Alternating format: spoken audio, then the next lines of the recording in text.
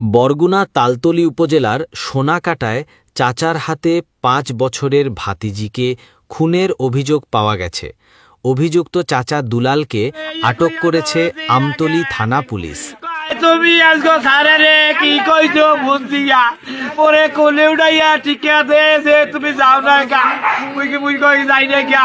তোমার সারে কই তুমি কে টিকা দেবা না তুমি মোর লড়াই দেবা বাবা কইয়া